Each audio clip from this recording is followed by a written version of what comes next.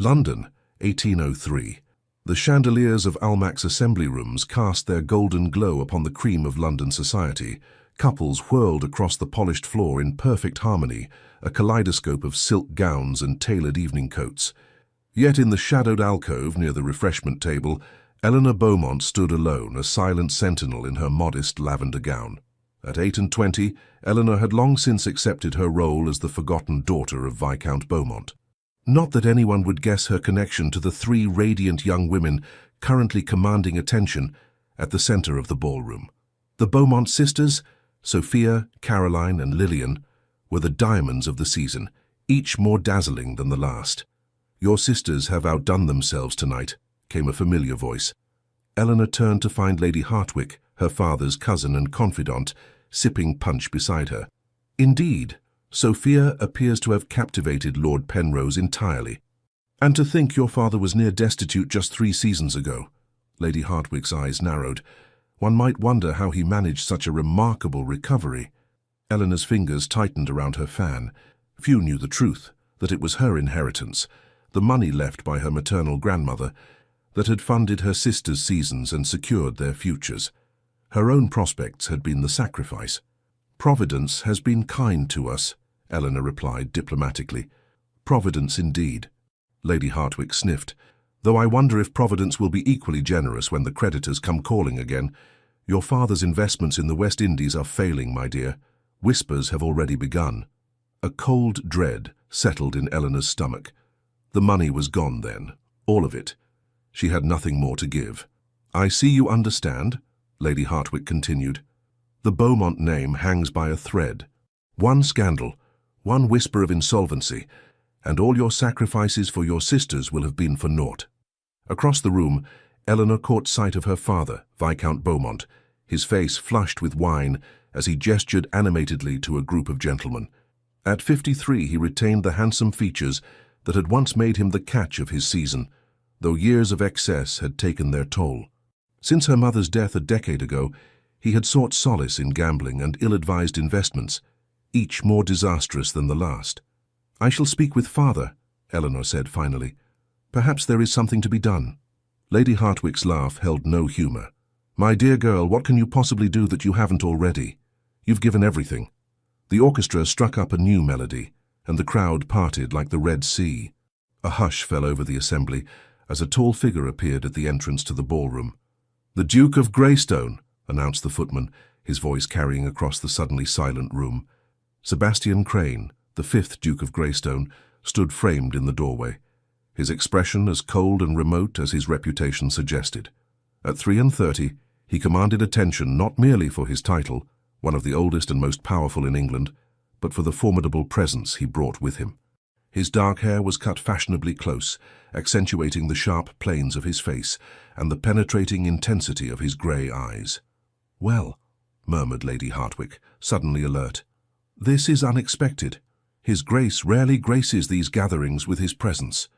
Eleanor observed the ripple of excitement that spread through the room. Mothers with eligible daughters straightened imperceptibly.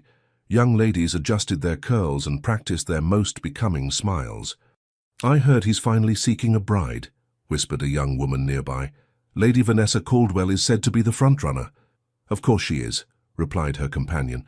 "A duke doesn't marry just anyone." Eleanor watched as the Duke moved through the crowd, acknowledging greetings with brief nods but engaging with no one. There was something distant in his manner, as though an invisible barrier separated him from the rest of humanity. "Your father is about to make a grave mistake," Lady Heartwick said suddenly, nodding toward where Viscount Beaumont was weaving his way toward the Duke, his gait unsteady. Eleanor's heart sank. "Excuse me, Lady Heartwick." She moved quickly, intercepting her father before he could reach the Duke. "Father," she said quietly, taking his arm, "perhaps you might introduce me to Lady Durham. I've been hoping to discuss her charitable work." "Not now, Eleanor," he slurred, attempting to shake off her hand. "Can't you see, Greystone is here. This is our opportunity." "Father, please." "Viscount Beaumont," came a deep voice, and Eleanor found herself looking up into the impassive face of the Duke of Greystone himself. "I was hoping for a word." "Your Grace." Her father's face lit with undisguised eagerness. "What an honor. May I present my eldest daughter, Miss Eleanor Beaumont?" The Duke's gaze shifted to Eleanor, and she felt a curious sensation, as though those grey eyes could see through every defence she had ever constructed. "Miss Beaumont," he offered a shallow bow. "Your Grace." She curtsied, keeping her eyes downcast as propriety demanded. "I understand you manage your father's household," he continued, surprising her with this knowledge. "I do, Your Grace, and quite capably from what I hear." Before Eleanor could respond, a commotion at the entrance drew everyone's attention. Lady Vanessa Caldwell had arrived, resplendent in crimson silk that set off her dark hair and fair complexion to perfection. At 26, the widowed countess was considered the most beautiful woman in London, her every appearance a carefully orchestrated triumph. "Ah, there she is," murmured Viscount Beaumont, "the woman everyone expects you to marry, Your Grace." If the Duke was offended by this impropriety, he gave no sign. "Expectations," he said coolly, "are rarely of interest to me, Viscount." His eyes returned to Eleanor, studying her with an intensity that made her breath catch. "Miss Beaumont, I should like to call on you tomorrow. There is a matter I wish to discuss." Eleanor stared at him in undisguised shock. "With me, Your Grace." "Indeed." The faintest suggestion of amusement touched his lips. 3 o'clock. "I trust that will be convenient." Without waiting for her response, he bowed again and moved away, leaving Eleanor and her father in stunned silence. "What in heaven's name was that about?"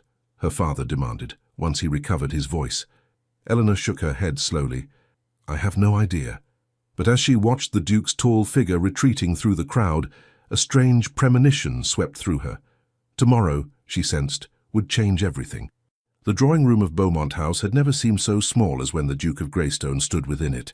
His broad shoulders and commanding height seemed to shrink the faded grandeur of what had once been an impressive town residence, highlighting the worn spots on the carpet and the slight discoloration of the once elegant wallpaper. Eleanor sat perched on the edge of the settee, her back straight, hands folded in her lap. Across from her, the Duke occupied a wing-back chair, regarding her with that same penetrating gaze that had unsettled her the night before. "You must be wondering why I've come," he said finally. "I confess I am curious, Your Grace." Eleanor was proud of how steady her voice sounded. "I'll be direct, Miss Beaumont. I require a wife." Eleanor blinked. "I see. No, I don't believe you do." A shadow of a smile crossed his face. "I require a specific type of wife. One who understands discretion and duty. One who can manage a household without drama or excessive demands on my time. One who has no illusions about romance." He leaned forward slightly. "I've observed you, Miss Beaumont. You've sacrificed your own prospects to secure your sister's futures. You've managed your father's household through increasingly difficult circumstances. You are practical, discreet, and I suspect, harboring no particular illusions about the nature of marriage among our class." Eleanor felt as though the air had been sucked from the room. "Your Grace, surely Lady Vanessa, is precisely what I do not want." His tone hardened. "A woman whose beauty is matched only by her ambition, who would view our marriage as a stepping stone to social domination." He stood and moved to the window, his profile sharp against the afternoon light. "I have responsibilities that require my full attention, Miss Beaumont. Estates to manage, parliamentary matters, business interests. I need a partner who understands that my focus must remain on these duties." "And you believe I might be that partner?" Eleanor couldn't keep the disbelief from her voice. "I do." He turned back to her. "There are rumors about your family's financial situation. I know your father has made unwise investments, that his creditors are circling. That without intervention, the Beaumont name will be disgraced within months." Eleanor felt heat rising in her cheeks. "You seem remarkably well informed about our private affairs, Your Grace." "Information is valuable, Miss Beaumont. I make it my business to be well informed." He returned to his seat. "I offer you a straightforward arrangement. As my Duchess, you would have the means to clear your family's debts and secure their future. Your sister's positions in society would be unassailable. Your father would be protected from his worst tendencies. And in return, you would manage my households, attend functions when required, present a united and dignified front to society." His expression remained impassive. "You would be mistress of Silvermere, my principal seat in Kent, as well as my other properties. You would want for nothing material." Eleanor studied him, searching for some hint of his true motivations. "Forgive my impertinence, Your Grace, but why me? Surely there are dozens of young ladies of good family who would accept such an arrangement gladly." Something flickered in his eyes, a momentary vulnerability quickly masked. "There are rumors about me as well, Miss Beaumont. Some true, some fabricated. A suitable marriage would put many of them to rest." "I see." And suddenly she did. A convenient wife, respectable but not ambitious, would shield him from whatever whispers followed him. "You require a shield, not a partner. I prefer to think of it as a mutually beneficial arrangement." He rose again, his decision apparently made. "I don't require an immediate answer. Take 24 hours to consider my offer. I'll return tomorrow at the same time." After he departed, Eleanor remained motionless on the settee, her mind racing. The Duke's offer was both salvation and prison. Financial security for her family, but at what personal cost? A lifetime bound to a man who viewed marriage as a business transaction, who had stated plainly that his heart was not part of the bargain. Yet what choice did she have? Lady Heartwick had spoken truly. The Beaumonts stood on the edge of ruin. Eleanor had already sacrificed her youth to her family's needs. Was this final sacrifice so different? When her father burst into the drawing room an hour later, his expression wild with excitement, she already knew what her answer must be. "Is it true?" he demanded. "Greystone has offered for you." "Yes," Eleanor replied quietly, "though how you've heard of it already I cannot imagine. His man of business called on me directly after he left here." Her father paced the room, nearly vibrating with nervous energy. "Eleanor, do you understand what this means? We're saved, all of us, a duke by heaven. And not just any duke, Greystone. He knows about our financial situation," she said. "That's why he's offering." Her father waved this away impatiently. "What does it matter why? The result is the same." "It matters to me," Eleanor said, rising to her feet. "He doesn't want love, father. He wants convenience." "Love?" Her father barked a laugh. "What has love to do with marriage? You're 8 and 20, Eleanor. Long past the age when you might expect romantic nonsense. Greystone offers you position, wealth, security, everything we thought beyond your reach." Eleanor turned away, staring out at the small garden behind their home. Once it had been her mother's pride, filled with roses and lavender. Now it lay neglected, much like Eleanor's own dreams. "I haven't given him my answer yet," she said. "He returns tomorrow." Her father gripped her shoulders, turning her to face him. "Eleanor, listen to me. There is no choice to make. By next month we will lose this house. Your sister's marriages will be tainted by scandal. Everything you've sacrificed for will be destroyed." She saw the desperation in his eyes, the fear that had driven him to increasingly desperate gambles. How many times had she covered for him, made excuses, stretched their limited resources to maintain appearances? "I know," she said softly. "I know what must be done." The following afternoon, when the Duke of Greystone returned, Eleanor was waiting. She had spent the intervening hours preparing herself, building walls around her heart, reminding herself that this was simply another duty to be fulfilled. "You've made your decision," he said as soon as they were alone. "I have." Eleanor met his gaze steadily. "I accept your offer, Your Grace." Something that might have been relief crossed his face. "Sebastian," he said, "if we are to be married, you should use my given name." "Sebastian," she repeated, the name unfamiliar on her tongue. He reached into his coat and withdrew a small box. "This belonged to my mother," he said, opening it to reveal a magnificent emerald ring surrounded by diamonds, the Greystone betrothal ring. As he slid it onto her finger, his hand brushed against hers, a brief electric contact that sent an unexpected shiver through Eleanor's body. The ring was heavy, its weight a physical reminder of the commitment she had just made. "We will announce our engagement at Lady Ramsgate's ball next week," he said. "The wedding will take place at Silvermere in 1 month's time." "So soon?" Eleanor couldn't hide her surprise. "I see no reason for delay." His expression softened fractionally. "Unless you require more time?" "No," she said quickly. "A month is acceptable." He nodded, satisfied. "My solicitor will call on your father this afternoon to discuss the settlement. I've taken the liberty of instructing him to address the most pressing of your family's debts immediately." Eleanor felt a rush of gratitude despite herself. Thank you. Sebastian studied her for a long moment, his grey eyes unreadable. I believe we will suit, Eleanor, he said finally. We are neither of us given to excessive sentiment or unrealistic expectations. As he bowed over her hand in farewell, Eleanor wondered if he truly believed that, or if, like her, he merely hoped it was true. The journey to Silvermere took the better part of a day, winding through the rolling countryside of Kent. Eleanor, now the Duchess of Greystone after a small but dignified wedding ceremony, watched the changing landscape from the window of the Duke's luxurious travelling carriage, acutely aware of her husband seated across from her. In the month since their engagement, she had seen Sebastian only a handful of times. Brief formal encounters focused entirely on practical matters. The settlement had been beyond generous, their betrothal announcement met with astonishment by society, and the wedding itself conducted with quiet efficiency. Through it all, Sebastian had remained polite, but distant. Now, as husband and wife, they were alone together for the first time, and Eleanor found herself unexpectedly nervous. "We'll arrive before nightfall," Sebastian said, breaking the silence that had stretched between them for miles. "I've sent word ahead to ensure all is prepared." "I look forward to seeing Silvermere," Eleanor replied. "I understand it's quite beautiful. It has been in my family for 10 generations. A note of genuine pride entered his voice. "The East Wing dates to Tudor times, though most of the current structure was built by my great-grandfather in the last century." "And you've lived there all your life?" "Until I was sent to Eton at 10, yes." His expression closed again.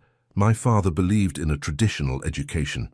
Eleanor sensed there was more to the story, some old wound that still pained him, but she didn't press. Their arrangement didn't include such intimacies.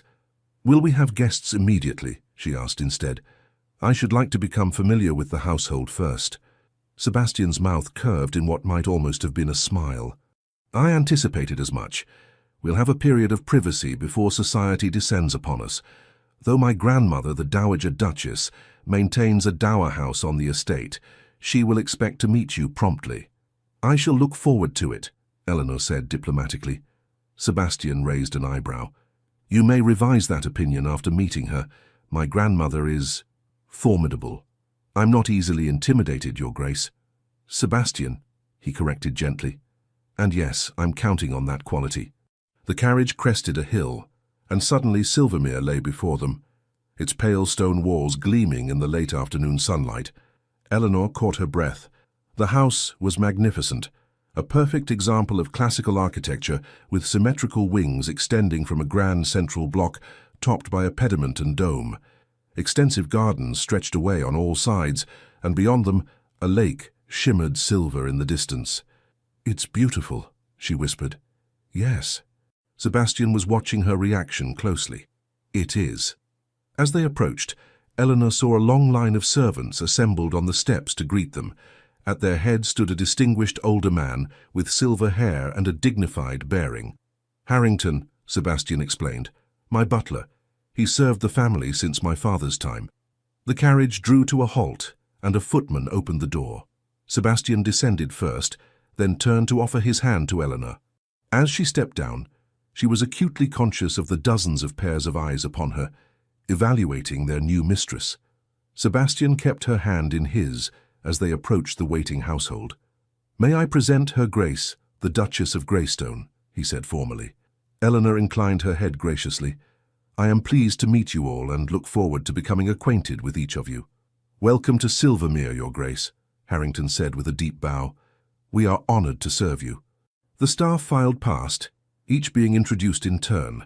The housekeeper, Mrs. Wilson, the cook, Mrs. Chambers, the head gardener, Mr. Finch, and dozens more whose names Eleanor struggled to commit to memory. Last came a pretty young woman who curtsied deeply. "Phillips will be your lady's maid," Sebastian explained. "She comes highly recommended." "Thank you," Eleanor said, offering the girl a kind smile. "I'm sure we'll get along splendidly." Inside, the house was even more impressive than its exterior had suggested. Marble floors gleamed beneath their feet as Sebastian led Eleanor through a succession of magnificent rooms. The grand salon with its gilt-framed portraits, the music room with a pianoforte that made Eleanor's fingers itch to play, the formal dining room that could easily seat 30.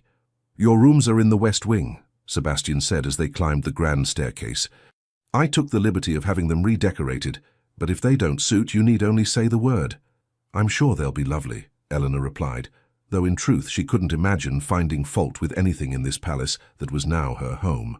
The Duchess's chambers exceeded even her heightened expectations. A sitting room in soft blues and creams opened into a spacious bedchamber dominated by a massive four-poster bed draped in silk. Beyond lay a dressing room and a private bathing chamber fitted with modern conveniences that would have been unimaginable in her father's modest home. "Oh," she breathed, turning in a slow circle to take it all in. "It's perfect." For the first time, Sebastian looked genuinely pleased. "I'm glad you approve.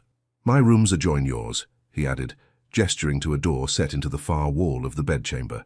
"Though naturally, your privacy will be respected." Eleanor felt her cheeks warm at this reference to the most unspoken aspect of their arrangement. "Of course, thank you. Dinner will be at 8, he continued smoothly. "I thought you might wish to rest and refresh yourself after the journey." "Yes, that would be most welcome." Sebastian bowed slightly. "Then I'll leave you to settle in. Phillips will attend you." After he departed, Eleanor sank onto a delicate chair, suddenly overwhelmed by the reality of her new position.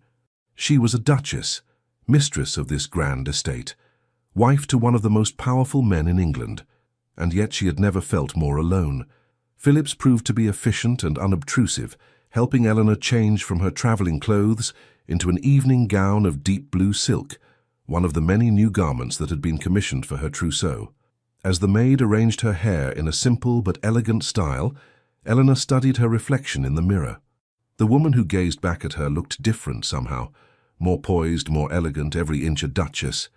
But behind her eyes lurked the same Eleanor Beaumont who had sacrificed everything for her family, who had never expected to marry at all, let alone to a duke. "You look beautiful, Your Grace," Phillips said softly. "Thank you, Phillips." Eleanor managed a smile. "I suppose I should go down. I wouldn't wish to keep His Grace waiting." She found Sebastian in a smaller, more intimate dining room than the grand hall she had been shown earlier. He stood as she entered, his expression warming slightly as he took in her appearance. "The blue suits you," he said, coming forward to escort her to the table. "I hope your rooms are comfortable." "Very much so. Everyone has been most welcoming." Dinner was a quiet affair, the silence broken only by the soft movements of the footmen serving each course. Eleanor found herself studying her husband covertly as they ate. In the warm glow of the candles, Sebastian's severe features softened slightly, revealing a handsomeness she had not fully appreciated before. "You have questions," he said suddenly, catching her gaze. "Please ask them." Eleanor hesitated. "I was wondering about your daily routine, so that I might adapt mine accordingly." "Thoughtful of you." He set down his wineglass. "I rise early, often before dawn. I break my fast lightly, usually while reviewing correspondence in my study. Mornings are devoted to estate business, meetings with my steward, tenant farmers, and so forth. After luncheon, I ride if the weather permits, or attend to other matters if it does not. And in the evenings, dinner as we are doing now." His mouth quirked. "When we have guests, there will be the usual entertainments, cards, music, conversation. When we are alone, I generally retire to the library." "You enjoy reading?" Eleanor asked, genuinely curious. "I do." For the first time, a real warmth entered his voice. "The library is perhaps my favorite room in the house. My father collected extensively, and I've continued the tradition." "I should like to see it," Eleanor said. "I'm quite fond of reading myself." Sebastian regarded her with new interest. "What do you prefer to read?" "History, primarily, and poetry." She hesitated, then added, "Though I confess a weakness for novels as well, particularly Mrs. Radcliffe's." "Gothic romances?" Sebastian looked faintly amused. "I wouldn't have expected that." "They're an escape," Eleanor admitted, "from everyday concerns. We all need such escapes occasionally." He signaled for the footmen to remove their plates. "Would you care to see the library now? It's not too forward of me to suggest." "Not at all. I should like that very much." The library proved to be everything Eleanor could have dreamed. A vast two-story room lined with thousands of volumes, with comfortable seating arranged near the fireplace, and large windows that would flood the space with light during the day. "It's magnificent," she breathed, running her fingers along the spines of the nearest books. I've never seen so many volumes in a private collection. Feel free to read anything that interests you, Sebastian said, watching her with evident pleasure. They're as much yours now as mine. Eleanor turned to thank him and found him standing closer than she'd realized. For a moment, neither spoke, and something electric seemed to pass between them. Then Sebastian stepped back, the moment broken. It's growing late, he said, his voice carefully neutral. Perhaps we should retire. Of course. Eleanor folded her hands before her. Good night, Sebastian. Good night, Eleanor. He hesitated, then added, I hope you will be happy here. As she made her way back to her chambers alone, Eleanor wondered if that were possible. Contentment, perhaps. Security, certainly. But happiness, that seemed a luxury not included in their arrangement. Yet as she lay in her new bed that night, listening to the unfamiliar sounds of Silvermere settling around her, Eleanor found herself thinking of the way Sebastian's eyes had softened when he spoke of books, the unexpected gentleness in his voice when he'd wished for her happiness. Perhaps, she thought as sleep claimed her, there might be more to the Duke of Greystone and to their marriage than she had initially believed. The weeks that followed settled into a surprisingly comfortable rhythm. Each morning, Eleanor broke her fast alone in her sitting room, then met with Mrs. Wilson to discuss household matters.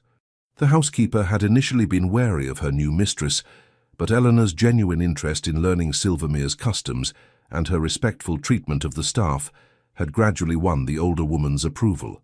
By the second week, Eleanor had visited every part of the vast house, from the kitchens to the attics, introducing herself to each member of the household and learning their names and duties. She had reviewed the menus, the wine cellar inventory, the linen stores, and a dozen other aspects of running such a grand establishment. Sebastian, true to his word, spent his mornings attending to business. Eleanor saw little of him until the evenings, when they dined together and afterward often spent an hour or two in the library, reading in companionable silence or occasionally discussing books or estate matters. It was a peaceful existence, if somewhat lonely. Eleanor wrote regular letters to her sisters and father, receiving enthusiastic responses about their newly elevated social positions as relatives of the Duchess of Greystone. She tried not to notice the absence of any inquiry about her own happiness. On the 10th day after their arrival, Sebastian informed her over breakfast that they would be receiving their first visitor. My grandmother wishes to meet you, he said, looking somewhat apologetic. She's invited us to tea at the Dower House this afternoon. The Dowager Duchess, Eleanor said, remembering their earlier conversation. The formidable one. A ghost of a smile touched his lips. The very same. Augusta Crane, Dowager Duchess of Greystone. I feel I should warn you she can be rather direct. I shall endeavour to make a good impression, Eleanor promised. Sebastian hesitated, then reached across the table to briefly touch her hand, the first time he had initiated such contact since their wedding day. Just be yourself, he said. She values authenticity above all else. The Dower House proved to be a charming Queen Anne residence set among formal gardens at the edge of the lake that gave Silvermere its name. As their carriage approached, Eleanor smoothed her pale green walking dress nervously. She won't bite, Sebastian murmured, noticing her anxiety. At least not immediately. Eleanor gave him a reproachful look, but was secretly pleased by this small attempt at humour. These moments when his reserve slipped were becoming increasingly precious to her. The Dowager Duchess awaited them in a sunlit drawing room that offered spectacular views of the lake. At 73, Augusta Crane remained a striking figure. Her silver hair arranged in an elegant style that had been fashionable in her youth, her posture straight as a ramrod, her blue eyes, so like her grandson's, sharp and assessing. So, she said, after the briefest of greetings, you're the girl who has turned society on its ear by capturing my grandson. Do sit down and let me look at you properly. Eleanor took the indicated seat, feeling rather like a specimen under examination. It's a pleasure to meet you, Your Grace. Is it? The old woman's mouth twitched. We shall see about that. Sebastian, pour the tea. Your grandfather always said a man should know how to serve as well as be served. To Eleanor's surprise, Sebastian complied without protest, moving to the tea service with practiced ease. Now then, the Dowager continued, turning her piercing gaze back to Eleanor. Tell me about yourself, and spare me the usual platitudes about being honoured to join the family and so forth. I want to know what sort of woman you are. Eleanor considered her response carefully. I'm practical, she said finally. I value honesty and kindness above most other qualities. I enjoy reading and music, though I play only adequately. I believe in meeting one's obligations and keeping one's word. The dowager accepted her tea from Sebastian. And what made you accept my grandson's proposal? We both know it wasn't a love match. Grandmother, Sebastian said warningly. That's enough. Nonsense. If she's to be a Greystone Duchess, she should be able to answer a simple question. Eleanor met the older woman's gaze steadily.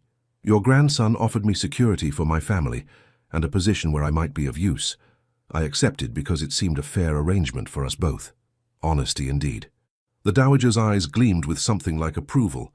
And now that you've had a fortnight to assess your bargain, do you find it satisfactory? Eleanor was acutely aware of Sebastian watching her. I find Silvermere beautiful and its people welcoming.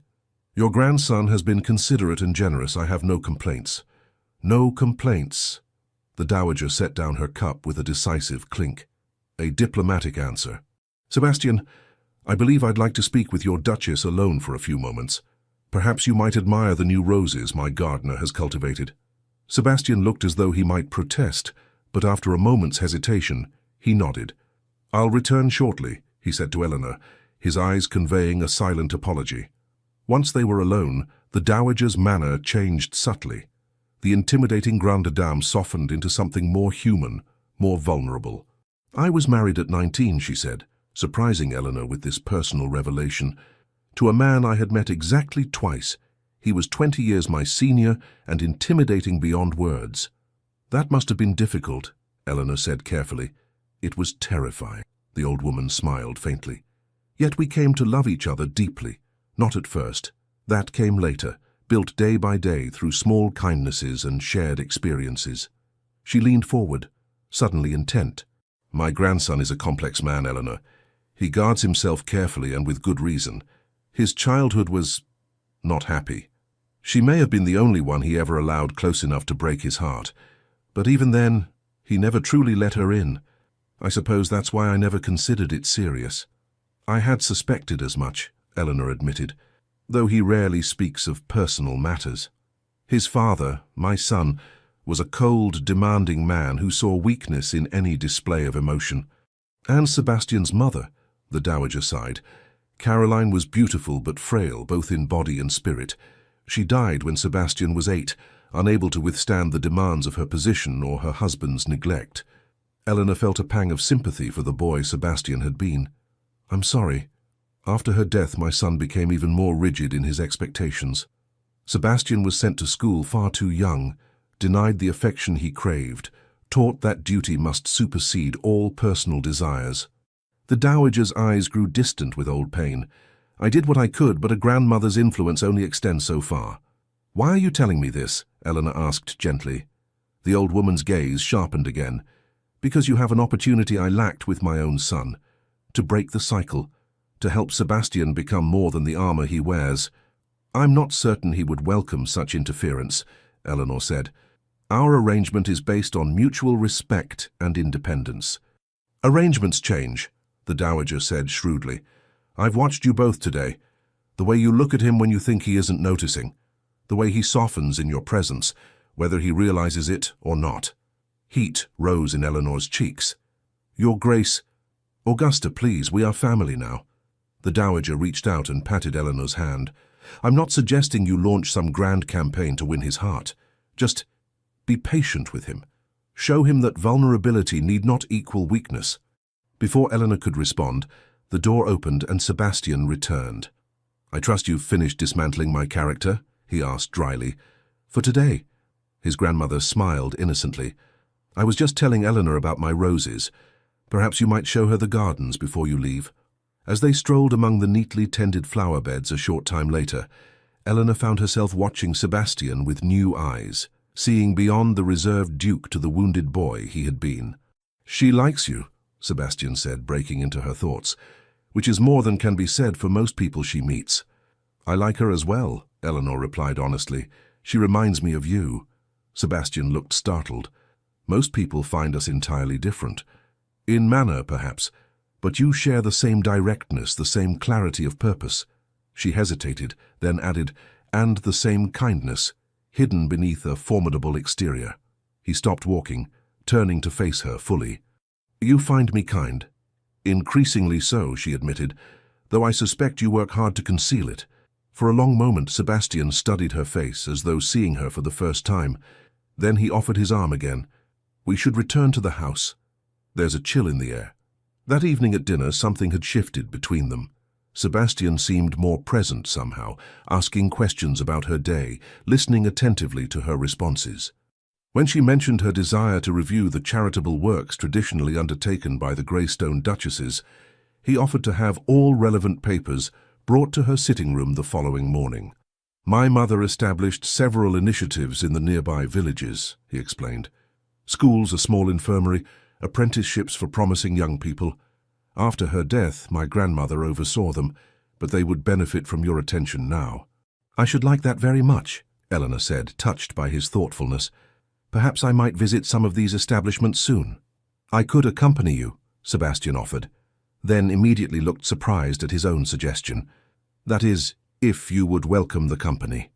"I would," Eleanor replied softly. "Very much so." Their eyes met across the table, and for a moment the air between them seemed charged with possibility. The following days brought a subtle but definite change to their relationship. Sebastian began to include Eleanor in aspects of estate management, seeking her opinion on matters ranging from tenant disputes to the restoration of the East Wing. They rode out together to visit the villages, where Eleanor was received warmly as the new Duchess. At a small school in Thornfield Village, Eleanor knelt to speak with a shy little girl who reminded her of herself at that age. When she glanced up, she found Sebastian watching her with an expression that made her heart skip a beat, something warm and appreciative that vanished the moment he realized she had noticed. In the evenings, they still retired to the library, but now they often read passages aloud to each other, or engaged in spirited debates about literature and philosophy. Eleanor discovered that beneath his reserved exterior, Sebastian possessed both a formidable intellect and a dry wit that increasingly revealed itself in her presence. One night, as rain lashed against the windows and a fire crackled in the grate, Sebastian closed his book and regarded her thoughtfully. "You're not what I expected," he said. Eleanor raised an eyebrow. "Is that a compliment or a complaint?" "Definitely a compliment." The corner of his mouth lifted. "I thought we would be compatible. I didn't anticipate that I would enjoy your company so much." The simple admission warmed her more than the fire. "I feel the same," she confessed. "Our arrangement has proven more agreeable than I dared hope." "Arrangement?" Sebastian repeated the word slowly, as if tasting it. "Is that still how you think of our marriage?" Before Eleanor could respond, Harrington appeared at the door. "Forgive the interruption, Your Grace, but a carriage has just arrived. Lady Vanessa Caldwell requests accommodation for the night. She claims the weather has made travel unsafe." Sebastian's expression closed immediately, all warmth vanishing. "Show her to the blue guest suite," he said tersely. "Inform her we will receive her shortly." When Harrington had gone, Sebastian rose and moved to the fireplace, his back to Eleanor. "I apologize for this intrusion," he said stiffly. "Vanessa has always been persistent." Eleanor felt a cold knot form in her stomach. "Lady Caldwell was a friend of yours. We were briefly engaged 3 years ago." His voice was carefully neutral. "The arrangement ended by mutual agreement." This was news to Eleanor, and clearly contradicted the dowager's assertion that Sebastian had never seriously courted anyone before. "I see." Sebastian turned back to her, his expression unreadable. "Vanessa is complicated. It would be best if I spoke with her alone first." "Of course." Eleanor rose, smoothing her skirts. "I shall retire for the evening." "Eleanor." He reached for her hand, then stopped himself. "Thank you for understanding." But as she made her way to her chambers, Eleanor wasn't sure she understood at all. The sudden appearance of Sebastian's former fiancée, the beautiful widow whom everyone had expected him to marry, seemed too coincidental. And Sebastian's reaction, that immediate withdrawal behind his walls, troubled her more than she cared to admit. Lady Vanessa Caldwell proved every bit as beautiful as her reputation suggested. When Eleanor finally met her the following morning in the morning room, She was struck by the contrast between them, Vanessa's dark, dramatic beauty against her own quieter appearance, Vanessa's confident elegance against her more reserved demeanor. Duchess. Vanessa's curtsy was technically perfect, but somehow still suggested she was doing Eleanor a favor. "How kind of you to welcome me to Silvermere on such short notice." "Not at all," Eleanor replied evenly. "We could hardly turn away a traveler in such weather." Vanessa smiled, a practiced expression that didn't reach her eyes. "Sebastian has always been so very gallant, one of his many admirable qualities." "Indeed." Eleanor gestured to the breakfast laid out on the sideboard. "Please help yourself. His Grace has been called to deal with an issue on the home farm, but he sends his apologies." "How unfortunate." Vanessa selected a piece of toast. "Though it does give us an opportunity to become better acquainted. I've been simply dying to meet the woman who accomplished what so many failed to do, capturing the elusive Duke." Eleanor maintained her composure with effort. "I assure you, there was no capturing involved. Our marriage was entered into with clear-eyed understanding on both sides." "How refreshingly pragmatic." Vanessa's smile sharpened. "Though I confess myself surprised by Sebastian's choice.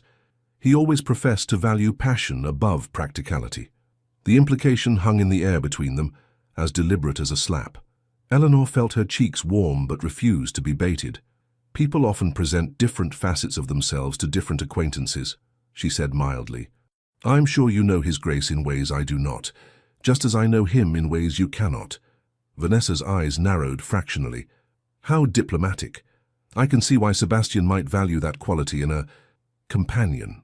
Before Eleanor could respond, the door opened and Sebastian himself appeared, looking windblown and slightly damp from the lingering rain.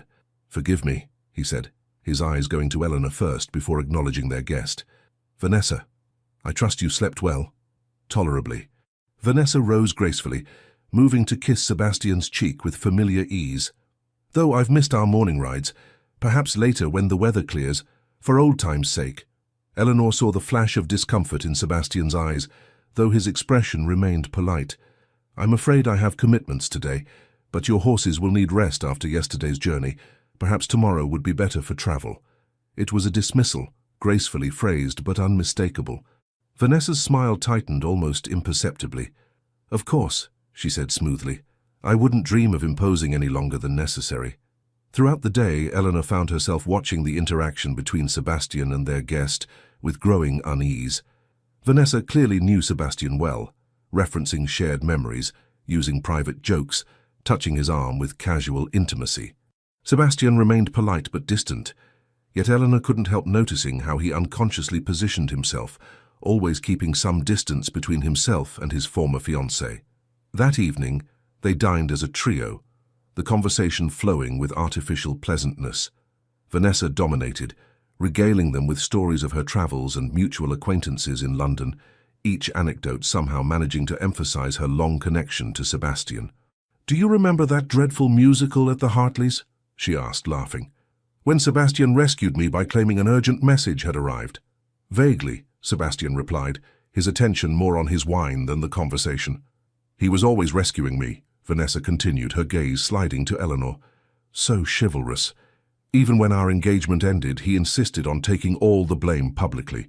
Wouldn't hear of a word being said against me, though many would say I deserved censure." Eleanor set down her fork carefully. "That does sound like His Grace." "Indeed." Vanessa leaned forward, her voice dropping confidentially. "Though between us, the decision was entirely mutual. We simply realized we were too alike in some ways, too different in others. Passion without compatibility, you might say." Sebastian's jaw tightened visibly. "Perhaps we might discuss something else." "Of course, darling." Vanessa patted his hand. "I forget how you dislike speaking of the past." Later, as the women withdrew to the drawing room, while Sebastian remained briefly for his port, Vanessa dropped all pretense of friendliness. "He'll never love you, you know," she said, arranging herself gracefully on a settee. "Sebastian doesn't allow himself such vulnerabilities." Eleanor kept her expression neutral. "I wasn't aware that I had solicited your opinion on my marriage. Consider it friendly advice." Vanessa's smile was razor-sharp. "I've known Sebastian since we were children. I understand him in ways you never will. And yet he married me," Eleanor pointed out quietly. Vanessa's eyes flashed. For convenience, for respectability, for all the cold, practical reasons that have nothing to do with the heart. But when he needs passion, when he needs someone who truly knows him, she let the implication hang. Eleanor felt a surge of anger, quickly suppressed. "I think you overestimate your importance in his life, Lady Caldwell, and underestimate mine." Before Vanessa could respond, Sebastian rejoined them, his expression wary as he registered the tension in the room. "I thought perhaps some music," he suggested, moving to the pianoforte. "Eleanor plays quite beautifully." "Does she?" Vanessa's tone suggested skepticism. "How lovely. I should be delighted to hear her." Put on the spot, Eleanor had little choice but to comply. She took her place at the instrument and began to play a piece she knew well, a Beethoven sonata that required more emotion than technical brilliance. As she played, she lost herself in the music, forgetting her audience until the final notes faded away. The silence that followed was broken by Sebastian's quiet voice. "Beautiful," he said, with such sincerity that Eleanor felt her cheeks warm. "Charming," Vanessa added, her smile not reaching her eyes, though perhaps lacking the passion the composer intended. "Now, Sebastian, you simply must play that Mozart piece we used to practice together." The evening continued in this vein, with Vanessa constantly maneuvering to emphasize her connection to Sebastian while subtly undermining Eleanor. Yet by the time they retired, Eleanor noticed that Sebastian had positioned himself closer to her on the settee, his hand occasionally brushing hers in what seemed like deliberate reassurance. In the privacy of her chambers, as Phillips helped her prepare for bed, Eleanor found herself troubled by doubts she had thought vanquished. Had Sebastian married her purely because she was the opposite of Vanessa, safe, practical, undemanding? Was passion something he sought elsewhere, as Vanessa had insinuated? A soft knock at the connecting door interrupted her thoughts. Dismissing Phillips, Eleanor wrapped her dressing gown more tightly around herself and called, "Enter." Sebastian appeared, still fully dressed but with his cravat loosened and his hair slightly disheveled, as though he had been running his hands through it in agitation. "I owe you an apology," he said without preamble. "Vanessa's presence here is not coincidental." Eleanor steeled herself. "I had suspected as much. She wrote to me several weeks ago, expressing a desire to reconcile." Sebastian began to pace the room. "I responded clearly that I was married and not interested in renewing our acquaintance. This impromptu visit is her way of ignoring my wishes." "I see." Eleanor hesitated, then asked the question that had been troubling her. "May I ask why your engagement ended?" "The true reason." Sebastian stopped pacing, his expression pained. "Vanessa is not a faithful woman. During our engagement, I discovered she was maintaining relationships with at least 2 other men." Eleanor gasped softly. "How terrible for you." "It was illuminating," he said carefully. "I had believed myself in love with her. Her betrayal forced me to recognize that what I felt was infatuation, not love, that I had been seduced by her beauty and charm without truly knowing her character." He moved to the window, staring out at the moon-silvered landscape. "After our engagement ended, I decided that marriage based on genuine respect and shared values would be preferable to one built on passion alone." "And then you found me," Eleanor said softly. "Safe, practical, undemanding." Sebastian turned, his expression suddenly fierce. "Is that how you see yourself? How you believe I see you? Isn't it accurate?" She met his gaze steadily. "You chose me because I was the opposite of Vanessa." "I chose you," he said slowly, moving toward her, "because when I looked at you, I saw strength, intelligence, integrity, everything Vanessa lacks." He stopped before her, close enough that Eleanor could feel the warmth radiating from his body. "I never expected to find myself drawn to you in other ways as well." Her heart began to race. "What ways?" "The way you smile when something genuinely amuses you. The way you listen, truly listen, when others speak. The way you've made Silvermere feel like a home again." His voice dropped lower. "The way I find myself thinking of you at odd moments throughout my day." Eleanor scarcely dared breathe. "Sebastian—" "I don't wish to presume," he said quickly. "Our arrangement stands as agreed, but I wanted you to know that Vanessa means nothing to me now, and that you—" He stopped, seeming to struggle for words. "What about me?" Eleanor whispered. Instead of answering, Sebastian slowly, tentatively raised his hand to her cheek. His touch was feather-light, questioning. When she didn't pull away, he leaned forward and brushed his lips against hers. A brief, gentle kiss that ended almost before it began.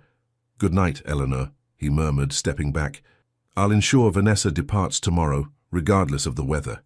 After he had gone, Eleanor remained standing in the middle of her chamber, her fingertips touching her lips where his had been. Something had changed between them tonight, something fundamental and irrevocable. The question was, what came next? The morning brought clear skies and Vanessa's departure, her farewells laced with sweet venom and promises to visit again soon. As her carriage disappeared down the long driveway, Eleanor felt herself relax for the first time since the widow's arrival. "She won't return uninvited," Sebastian said, reading her thoughts. They stood side by side on the front steps, not quite touching. "I've made that clear." Eleanor nodded, unsure how to navigate this new landscape between them. Last night's kiss, gentle as it had been, had changed everything and nothing. Sebastian had been unfailingly courteous at breakfast, but had said nothing of their conversation or the kiss that followed. "I thought I might ride out to visit the school in Fernwood today," she said finally. "The headmistress wrote asking if I might present prizes at their midsummer recitation. Would you like company?" Sebastian asked, his tone carefully casual. Eleanor looked up at him, searching his face. "Yes," she said simply. "I would." The day proved unexpectedly perfect. Warm sunshine, gentle breezes, and the countryside at its most beautiful. As they rode side by side along country lanes, Eleanor found herself sharing stories of her childhood, of her mother's early death, of her determined efforts to keep her sister's futures secure. "So you sacrificed much for them," Sebastian observed, as they passed through a particularly lovely stretch of woodland. "It was my duty," Eleanor replied automatically. "No," Sebastian corrected gently. "It was your choice. There's a difference." At the school, Eleanor was touched by the children's obvious excitement and the headmistress's genuine appreciation for her interest.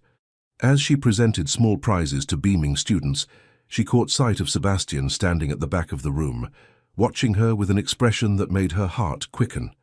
On the ride home, a sudden summer shower caught them halfway to Silvermere. Laughing, they raced for the shelter of an ancient oak, whose massive canopy offered some protection from the downpour. "Your hair is coming down," Sebastian said, reaching up to brush a damp tendril from her cheek. Eleanor was acutely aware of their isolation, the intimacy of the moment. "It always does," she replied, her voice sounding breathless to her own ears. "My maid despairs of it. I like it this way." His fingers lingered against her skin. Wild, free. The air between them seemed to thicken. Eleanor found herself leaning slightly toward him, drawn by some invisible force. Sebastian's eyes darkened, and for a moment she thought he might kiss her again. Instead, he straightened and glanced up at the sky. "The rain is letting up. We should continue before it starts again." That evening, the strange tension between them persisted through dinner and into their usual time in the library. Eleanor found it difficult to concentrate on her book, acutely aware of Sebastian's presence across from her, the memory of his lips against hers hovering persistently in her thoughts. Finally, she closed her book with more force than intended. "I think I shall retire early tonight," she said, rising abruptly. "Good night, Sebastian." "Eleanor, wait." He stood as well, setting aside his own book. "I feel I owe you an explanation for my behavior today." She paused, her heart racing. "What behavior?" "My inconsistency." He ran a hand through his hair, a gesture she had come to recognize as a sign of inner turmoil. "I find myself in unfamiliar territory. Our arrangement was meant to be straightforward, but my feelings have become complicated." "Mine as well," Eleanor admitted softly. Sebastian moved closer, his expression intense. "I told you once that I didn't want passion in my marriage, that I preferred respect and compatibility. I remember. I'm beginning to think I was wrong." His voice dropped lower. "Or rather that I failed to recognize that respect and compatibility can themselves kindle a different kind of passion. One based on genuine knowledge of another person, not merely physical attraction or infatuation." Eleanor's breath caught. "What are you saying, Sebastian?" "I'm saying that I want more than our original arrangement." He reached for her hand, his touch sending warmth spiraling through her. I want a real marriage, Eleanor, in every sense. She looked up at him, searching his face. Because you desire me. Because I'm falling in love with you, he said simply. And it terrifies me. The words hung in the air between them, honest and vulnerable in a way she had never expected from him. Eleanor felt tears spring to her eyes. It terrifies me too, she whispered. I never thought to find love in this marriage. I didn't dare hope for it. Sebastian lifted his free hand to her face, cradling her cheek with infinite tenderness. I spent my life believing that love was a weakness, that duty and honor were all that mattered. You've shown me how wrong I was. This time when he kissed her, there was nothing tentative about it. His lips claimed hers with a gentle passion that made her knees weaken and her heart soar. Eleanor wound her arms around his neck, drawing him closer, allowing herself to express the feelings she had been trying so hard to suppress. When they finally broke apart, both breathless, Sebastian rested his forehead against hers. "Stay with me tonight," he murmured. Eleanor nodded beyond words and allowed him to lead her through the connecting door to his chambers, the final barrier between them falling away at last. Later, as moonlight filtered through the curtains and Sebastian slept beside her, his arm draped protectively across her waist, Eleanor reflected on the extraordinary journey that had brought them to this point. From a marriage of convenience to something deeper, richer, more profound than either had anticipated. She had entered this arrangement believing that love was not part of the bargain. Now she couldn't imagine her life without it, without him. The weeks that followed were the happiest of Eleanor's life. She and Sebastian settled into a new rhythm, their days filled with shared duties, and their nights with increasingly passionate discoveries of each other. Where once Sebastian had been reserved, now he sought opportunities to be with her, joining her for morning rides, consulting her on estate matters, even surprising her with small, thoughtful gifts that showed how carefully he observed her preferences.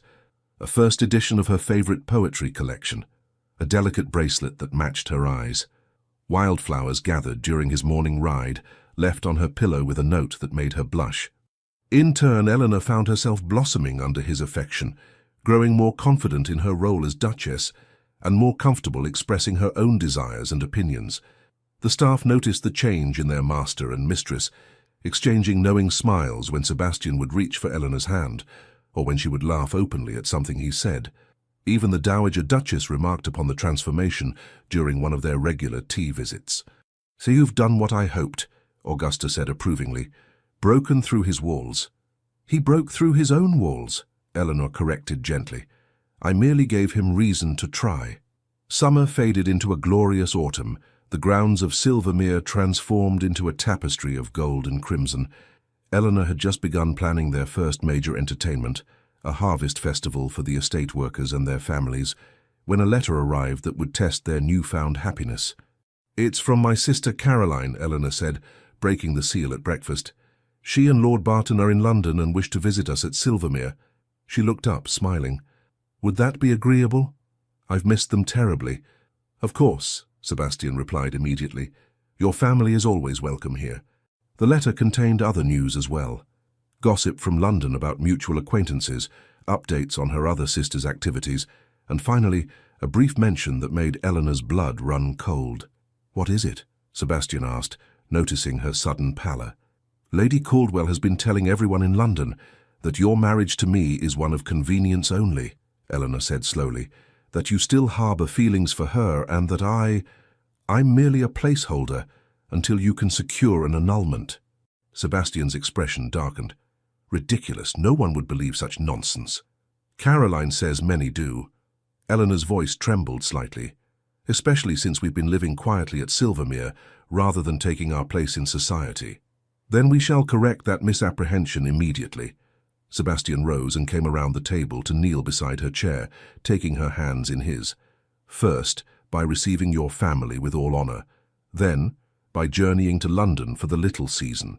And finally, by showing everyone that our marriage is one of genuine affection and commitment." He kissed her knuckles gently. "Vanessa can spread whatever lies she wishes. The truth will be evident to anyone with eyes to see." Eleanor smiled, reassured by his vehemence. "Then we shall expect Caroline and Lord Barton next week." "Absolutely." Sebastian's expression softened. "I look forward to knowing your family better, Eleanor." They are part of you after all. Caroline and Lord Barton arrived amid a flurry of trunks and servants, bringing with them the energy and gossip of London. Caroline, pretty, vivacious, and dressed in the latest fashion, embraced her sister warmly before casting an appraising eye over Silvermere's grand entrance hall. "Gracious, Eleanor, you've done well for yourself," she exclaimed, "though we hardly see you now that you're a duchess. Too grand for your family, I suppose." "Don't be ridiculous," Eleanor replied, linking arms with her sister. "I've been learning my duties here, but I've missed you all terribly." Lord Barton, a genial man with fashionable side whiskers and an easy manner, shook Sebastian's hand warmly. "Greystone, good to see you again. London's dreadfully dull without you." "I doubt that," Sebastian replied with a small smile. "But we plan to remedy our absence soon. Eleanor and I intend to open Greystone House for the little season." Caroline clapped her hands in delight. "Wonderful! And just in time to quash those ridiculous rumors that horrid Caldwell woman has been spreading."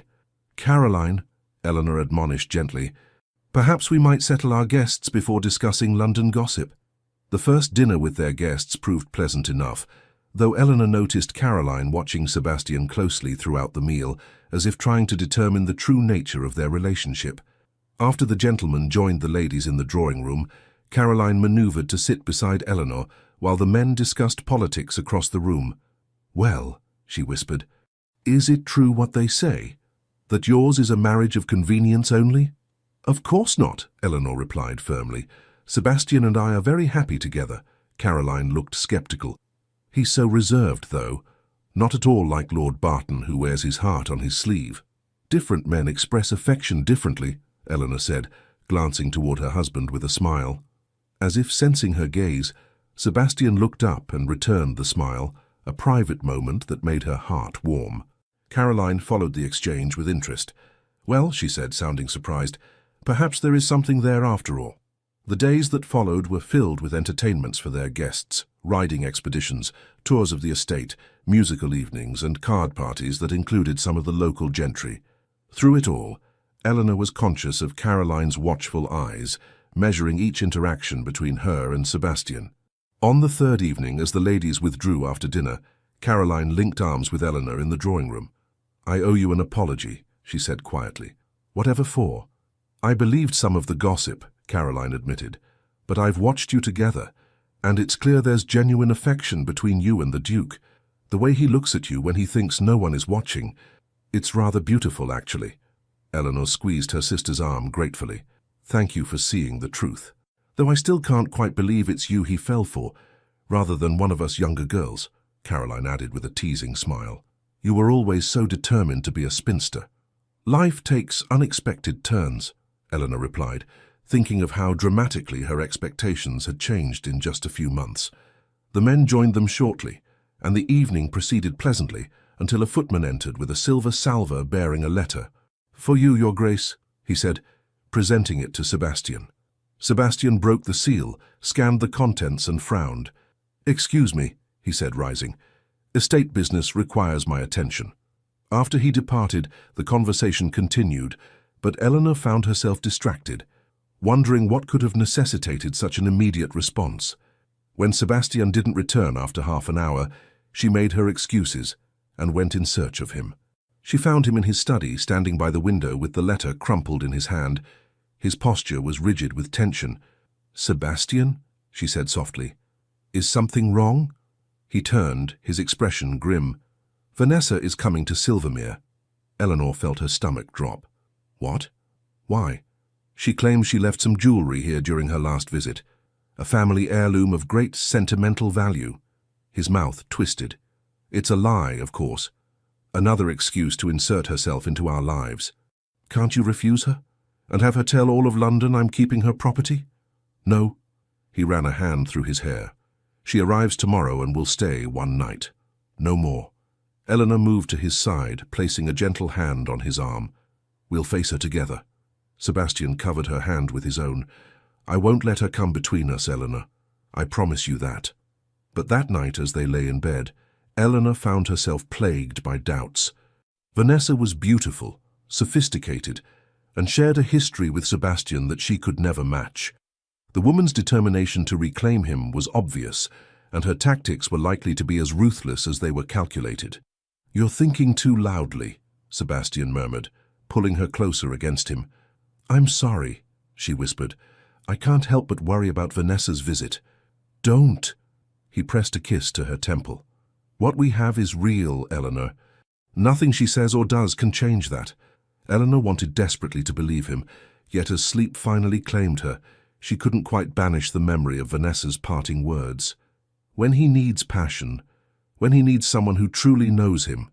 Vanessa arrived the following afternoon, perfectly timed to join them for tea, which now included Caroline and Lord Barton.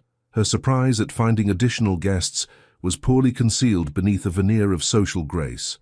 "Lady Barton," she said, accepting a cup from Eleanor, "how delightful to see you again, and in your sister's home, no less. How very cozy." "Isn't it?" Caroline replied sweetly.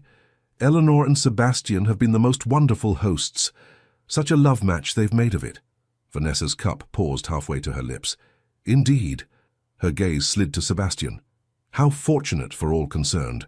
Throughout tea, Vanessa maintained a stream of conversation laced with subtle barbs and references to her shared past with Sebastian. Eleanor bore it with outward composure, though inside she felt each comment like a needle prick. "Oh, but Sebastian, do you remember that dreadful house party at the Rutherfords?" Vanessa laughed melodiously. "When we got caught in that thunderstorm and had to shelter in the gamekeeper's cottage, you were so gallant, giving me your coat even though you were soaked through yourself." "I remember," Sebastian replied neutrally. "Sebastian has always been considerate," Eleanor said evenly. "It's one of his finest qualities." Vanessa's smile sharpened. "Oh yes, considerate to a fault, sometimes to his own detriment. Wouldn't you agree, Sebastian?" Before he could answer, Caroline intervened. "Lady Caldwell, I understand you've been quite active in London society this season. Lady Jersey mentioned you had become quite the fixture at Almack's." The conversation turned, much to Eleanor's relief. After tea, Sebastian excused himself to show Lord Barton the estate's famous trout stream, leaving the three women alone. "Now then," Vanessa said, dropping all pretense of pleasantness once the men had gone. "Let's speak plainly, shall we? Eleanor, you must know that Sebastian and I share a connection that goes beyond mere history. We understand each other in a way that you, as a comparative stranger, simply cannot." "I wonder," Caroline interjected before Eleanor could respond, "if you understand him well enough to know how transparent your schemes appear to him. My sister and the Duke are deeply attached. Anyone with eyes can see it." Vanessa's perfect composure slipped for just a moment. "Attachment is not passion," she snapped. "And Sebastian needs passion. He needs challenge. Things your sister, with all due respect, seems ill-equipped to provide." Eleanor had heard enough. "Lady Caldwell," she said, rising to her feet, "you claim to have lost a piece of jewellery here. Let us look for it now so that you may be on your way as soon as possible." Vanessa's smile was triumphant. "So eager to be rid of me? I wonder why." The search for the non-existent jewellery proved as fruitless as Eleanor had expected.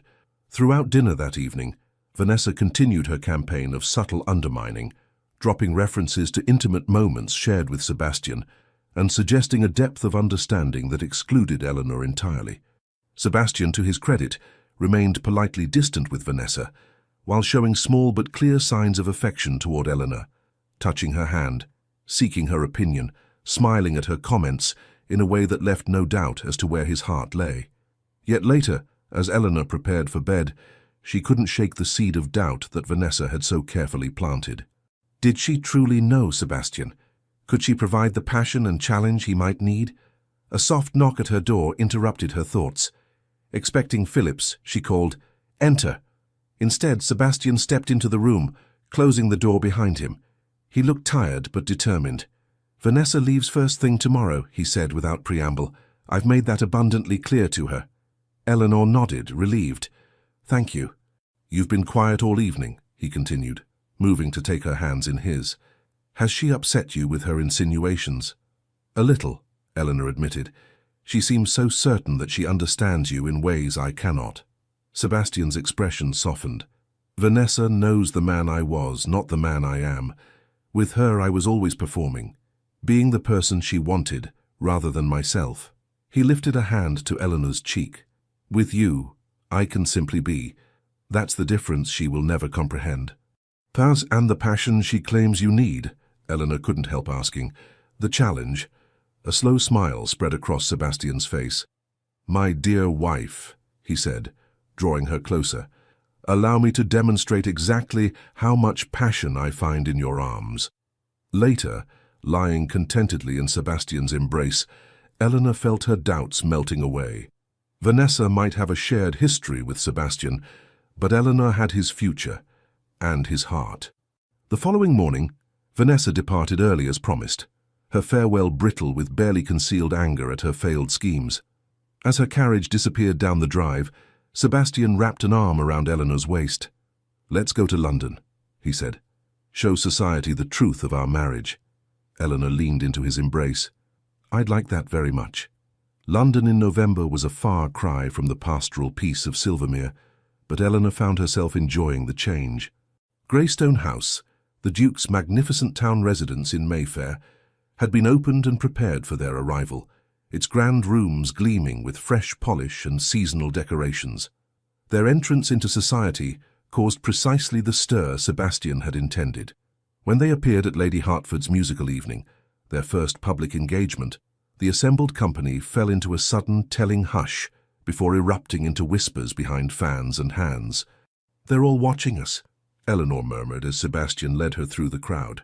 Let them watch, he replied, his hand warm at the small of her back. They'll see exactly what I want them to see, that I am devoted to my wife. And indeed, throughout the evening, Sebastian remained attentively by Eleanor's side, introducing her to influential acquaintances, soliciting her opinion in conversations, his pride in her evident to all who observed them. Your Grace, Lady Jersey approached them near the refreshment table, her eyes sharp with curiosity. How delightful to see you in town again, and with your Duchess, no less. Lady Jersey, Sebastian bowed slightly. Yes, Eleanor and I felt it was time to enjoy the little season together. The influential patroness of Almack's turned her assessing gaze to Eleanor. Duchess, you've caused quite the sensation by capturing Greystone here. Half the eligible ladies in London were in despair when your marriage was announced. I can hardly take credit for capturing His Grace, Eleanor replied with a serene smile. We simply discovered we were well suited. Indeed? Lady Jersey's eyebrows rose fractionally. Lady Caldwell has been telling a somewhat different tale. Sebastian's expression hardened. Has she? How tiresome of her to spread falsehoods. So they are falsehoods, Lady Jersey pressed, clearly savouring her role as society's premier gatherer of gossip. Entirely, Sebastian said firmly, taking Eleanor's hand in his. My wife and I are exceedingly happy together. Any suggestion to the contrary is born of malice or wishful thinking. Lady Jersey studied them for a moment, noting their clasped hands and the genuine warmth in Sebastian's eyes when he looked at Eleanor. Well, she said finally, I shall make a point of saying so to anyone who inquires. You make a handsome couple, I must say. As the influential matron moved away, Sebastian squeezed Eleanor's hand gently. One battle won, he murmured. Of many to come, I suspect, Eleanor replied. She was proven correct at their next engagement 2 evenings later, a dinner at the home of the Earl and Countess of Harwick. Eleanor found herself seated beside a distinguished gentleman she recognized as Lord Pelham, a close friend of Sebastian's from his university days. I must say, Duchess, you're not at all what I expected, Lord Pelham commented as the first course was served. Oh?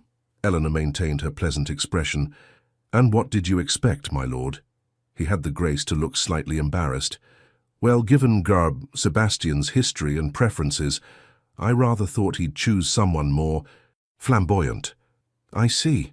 Eleanor took a small sip of wine. Perhaps His Grace's preferences have evolved. They would have to, Lord Pelham agreed, then immediately looked as though he regretted his candour. Forgive me, that was impolite. Not at all, Eleanor said calmly. I appreciate honesty, Lord Pelham, and I understand that many find our match surprising. But I assure you His Grace and I suit each other remarkably well.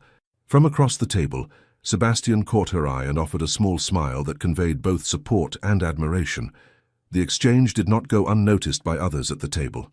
You know, Lord Pelham said thoughtfully, I believe you do. I've known Sebastian since Oxford, and I've never seen him look at anyone the way he looks at you. By the end of the week, Eleanor had navigated a succession of similar encounters, pointed questions, veiled insinuations, and curious scrutiny from Sebastian's acquaintances and London society at large.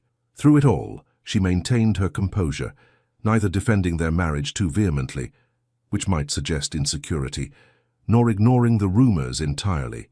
Sebastian, for his part, made his devotion clear at every opportunity. He requested Eleanor play the pianoforte at musical gatherings, proudly introduced her to influential friends, and most tellingly, kept a polite but firm distance whenever Vanessa appeared at the same events. At last came the true test, Lady Ramsgate's ball, the most significant social event of the little season. Eleanor knew Vanessa would be present and undoubtedly prepared to make one final public attempt to undermine their marriage. As Eleanor dressed for the evening, Sebastian surprised her by entering her dressing room, dismissing her maid with a gentle wave. "I have something for you," he said, producing a velvet box from his pocket. "A gift to mark our first London season together." Inside lay a magnificent diamond and sapphire necklace, the stones arranged in an elegant pattern that complemented the Greystone family tiara Eleanor would be wearing. "Sebastian, it's beautiful," she breathed as he fastened it around her neck. "Not half so beautiful as the woman wearing it," he replied, his eyes warm as they met hers in the mirror. "I want everyone tonight to see what I see when I look at you, the most extraordinary woman in London, and the one who holds my heart completely." The declaration, so open and heartfelt, brought tears to Eleanor's eyes. "I love you," she said simply, "more than I ever thought possible." Sebastian turned her gently to face him, his expression serious. "When I proposed our arrangement months ago, I could never have imagined how completely you would transform my life. I thought I was offering you security, Eleanor. Instead, you have given me joy." He kissed her then, a tender caress that conveyed all the emotions words could not express. When they arrived at Lady Ramsgate's palatial townhouse, the ball was already in full swing. Their entrance caused the now familiar ripple of interest among the guests, but Eleanor found she no longer cared about the speculation. Let them whisper. She knew the truth of her marriage, and so did Sebastian. They had scarcely completed their first dance together when Vanessa materialized before them, resplendent in a gown of deep crimson that displayed her assets to full advantage. "Your Grace," she purred, dipping into a perfect curtsy. "You look positively radiant tonight." "Marriage clearly agrees with you." Her gaze slid to Sebastian, a world of suggestion in her smile. "And you, Sebastian, as handsome as ever, quite like old times, seeing you across a ballroom." "Lady Caldwell," Sebastian acknowledged her coolly. "If you'll excuse us, I believe the next dance is about to begin." "Oh, but surely you can spare me one dance for old time's sake." Vanessa laid a gloved hand on his arm. "Unless the Duchess objects." It was a calculated move. To refuse would make Eleanor appear jealous and insecure. To agree would give Vanessa private access to Sebastian. "Not at all," Eleanor said smoothly. "I'm sure His Grace would be delighted to stand up with an old friend. I shall take the opportunity to rest for a moment." Sebastian shot her a questioning look, but Eleanor gave an almost imperceptible nod. She trusted him implicitly. As they moved onto the dance floor, Eleanor made her way to where the Dowager Duchess sat observing the proceedings with a keen eye. "Well played," Augusta commented as Eleanor joined her, "though I wouldn't have blamed you for refusing." "Sebastian will handle her appropriately," Eleanor replied, watching as her husband maintained a polite but distinct formality with his former fiancée. "And this way, society sees that I have no reason to fear Vanessa's influence." Augusta's eyes gleamed with approval.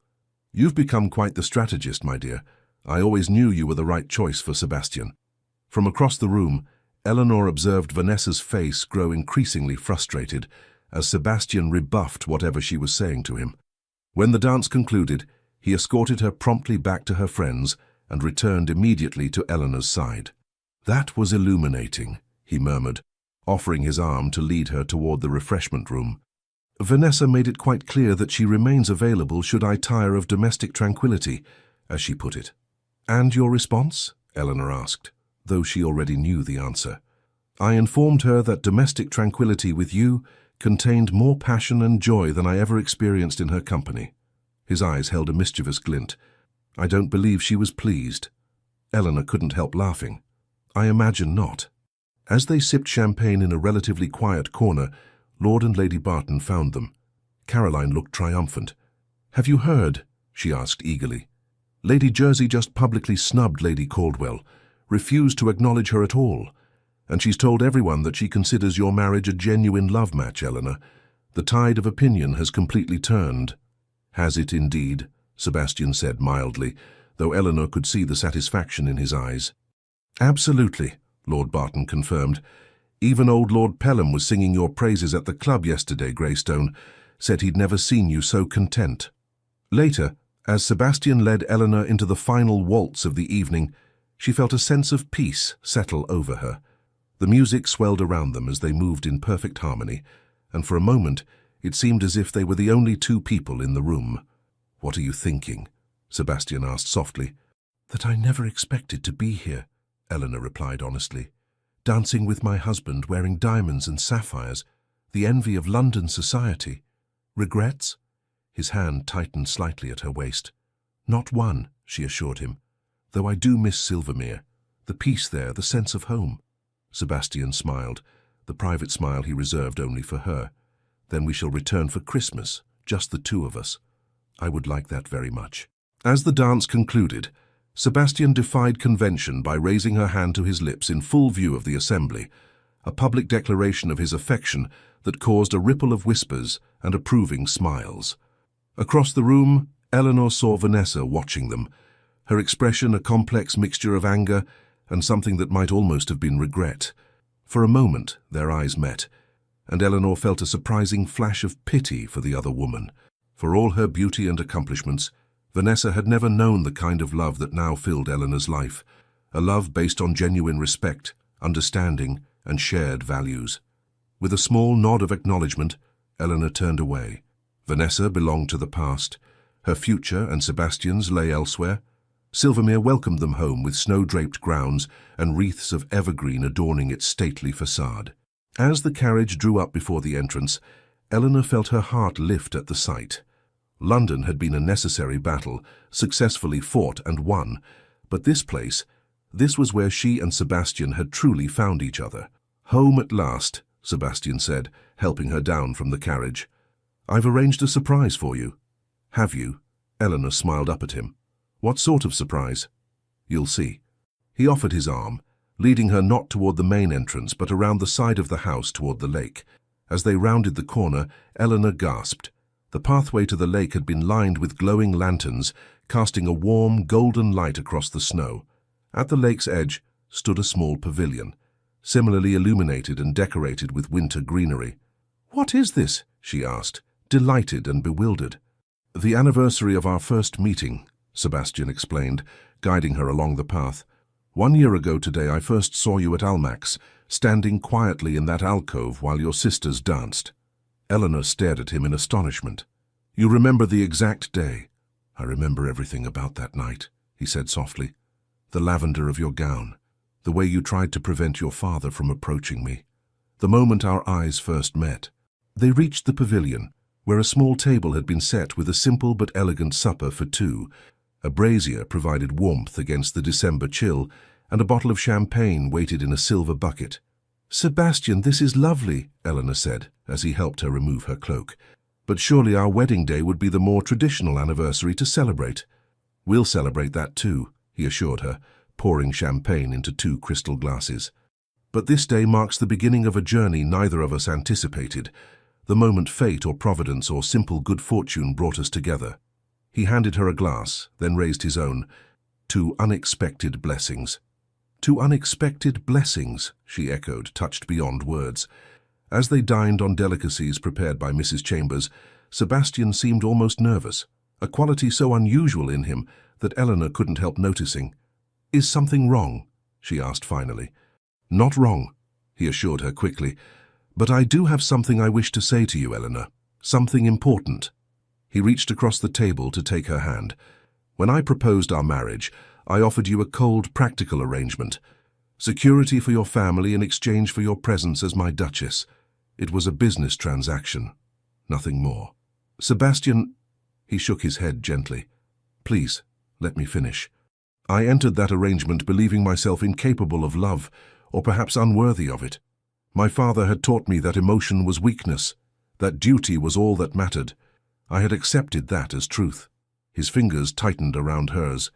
But you, Eleanor, you changed everything. With your quiet strength, your unwavering integrity, your gentle heart, you showed me that love isn't weakness. It's the greatest strength we possess. Sebastian reached into his pocket and withdrew a small box. I gave you my mother's ring when we became engaged, as tradition dictated, but now I want to give you this, chosen by me, for you alone. Inside lay an exquisite ring of sapphires and diamonds, reminiscent of the necklace he had given her in London, but uniquely beautiful. I love you, Eleanor, Sebastian said simply, not out of duty or convenience or arrangement, but with every part of my being.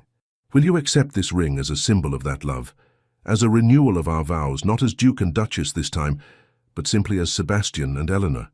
Tears filled Eleanor's eyes as she extended her hand. Yes, she whispered, with all my heart, yes. As he slid the ring onto her finger beside the grey stone betrothal ring, Sebastian's own eyes glistened with emotion.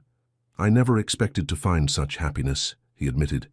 To discover that the arrangement I proposed would lead to the greatest joy I've ever known. Nor did I, Eleanor replied softly. I thought I was sacrificing my own happiness once more for my family's security. Instead, I found everything I never dared dream of. Sebastian rose and drew her to her feet, leading her to the edge of the pavilion. The winter night was clear, stars scattered like diamonds across the velvet sky, their light reflecting on the frozen surface of the lake. Look, he said, pointing toward the house. Every window of Silvermere glowed with candlelight, transforming the great house into a beacon of warmth against the darkness. It was beautiful, magical, a perfect symbol of the light they had brought into each other's lives. Our home, Eleanor murmured, our future. And what a future it will be, Sebastian said, drawing her into his arms. I have plans, you know, for the estate, for our charitable work, for our family someday. The mention of family brought a warm flush to Eleanor's cheeks. About that, she said softly. I have news of my own to share. Sebastian's eyes widened as understanding dawned. Eleanor, are you saying? Yes, she confirmed, her smile radiant. Dr. Morrison confirmed it yesterday before we left London. We will have an heir to Silvermere by midsummer. For a moment, Sebastian seemed unable to speak. Then, with a joy she had never before witnessed in him, he lifted her off her feet and spun her in a circle, his laughter echoing across the frozen lake. Careful, she protested, laughing with him. Your heir might object to such treatment. He set her down gently, his hands moving to cradle her face. You have made me the happiest of men, he said, his voice thick with emotion. My Eleanor, my heart, my unexpected Duchess. As his lips met hers in a kiss that held both tenderness and passion, Eleanor reflected on the extraordinary journey that had brought them to this moment, from a marriage of convenience to a union of souls, from strangers bound by arrangement to partners united by the deepest love.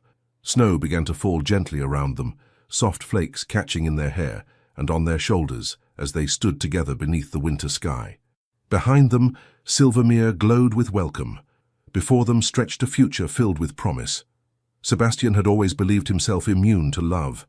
Eleanor had proven him completely wrong, and in that beautiful error lay their greatest blessing.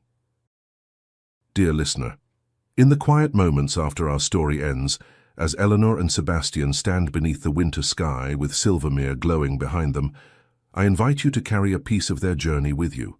Like Eleanor, many of us have made sacrifices, putting others' needs before our own. We've accepted what seemed practical, rather than daring to hope for what our hearts truly desired.